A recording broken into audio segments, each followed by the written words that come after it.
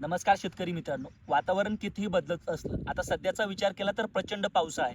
4-5 दिवसापासून म्हणजे मागील 70 ते 80 तास आपण सतत पाऊस बघतोय आणि तरी अशा वातावरणामध्ये आपलं पीक तग धरू शकतं. याच्या मागचं सगळ्यात महत्त्वाचं कारण म्हणजे आपण इथून मागे आपल्या पिकामध्ये जे काम केलेलं आहे, त्याचं उत्तर म्हणजे ते आज मार्केटमध्ये खूप सारे मायक्रोरायझा आपण वापरले असतील, आपण वापरत असतो.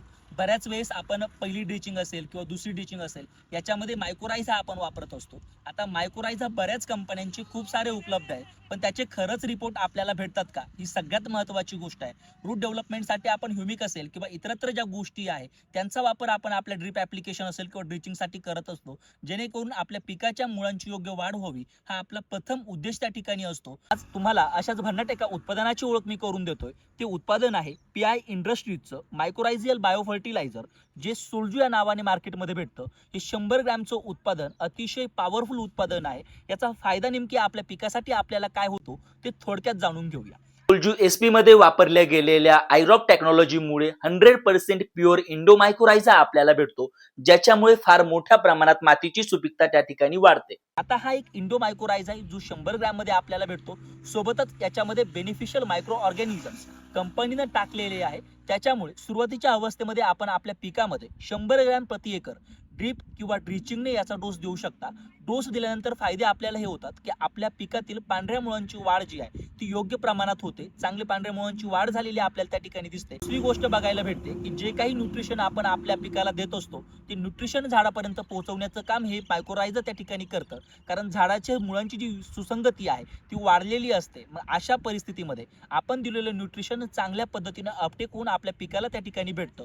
तिसरी महत्त्वाची गोष्ट, बेनिफिशियल मायक्रो ऑर्गॅनिझम्समुळे जे काही बेनिफिशियल मायक्रो ऑर्गॅनिझम्स याच्यामध्ये ऍड केलेले आहे त्यामुळे आपलं पीक जे आहे ते योग्य प्रकारे तग धरतं आणि योग्य वाढ आपल्या पिकाची त्या ठिकाणी झालेली आपल्याला दिसून येते.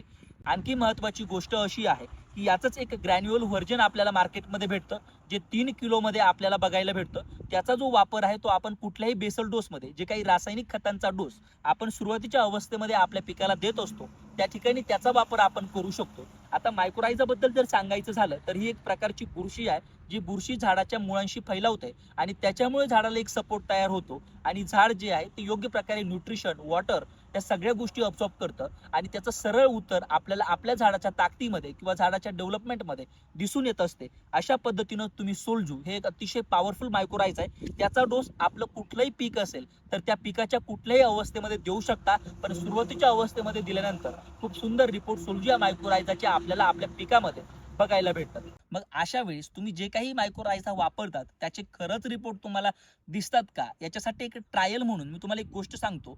तुमचा जो काही 1 एकरचा प्लॉट असेल किंवा 2 एकरचा प्लॉट असेल, त्याच्यामध्ये अर्धा प्लॉट तुम्ही इतरत्र कंपनीचं मायक्रोरायझा वापरून बघा आणि अर्ध्या प्लॉटला तुम्ही हे सोल्जू वापरून बघा की तुम्हाला नेमकी काय डिफरन्स तुमच्या प्लॉटमध्ये जाणवतो. माझ्या ऑब्झर्वेशन नुसार तुम्हाला एक गोष्ट प्रगल्भतेने जाणवेल की तुम्ही ज्या ठिकाणी सोल्जू दिलेला आहे त्या ठिकाणी तुमच्या उत्पादनामध्ये वाढ झालेली दिसून येईल. कारण सोल्जूमुळे चांगली ग्रोथ आपल्या पिकाची झालेली आपल्याला दिसून येते. आपलं पीक डेव्हलपमेंटसाठी खूप मोठ्या प्रमाणात सोल्जू मदत करतं. रूट डेव्हलपमेंट जितकी महत्त्वाची आहे, रूट डेव्हलपमेंटमुळेच आपण खाली जमिनीमध्ये केलेलं काम वरपर्यंत पोहोचतं आणि वरपर्यंत पोहोचलेलं काम त्याचं सरळ कन्व्हर्सेशन जे आहे ते आपल्या उत्पादनामध्ये होत असतं. मग एकूणच आपल्याला योग्य काम करण्यासाठी सोल्जू हा मायक्रोरायझा सुरुवातीच्या अवस्थेमध्ये वापरणं खूप गरजेचं आहे. Stay tuned.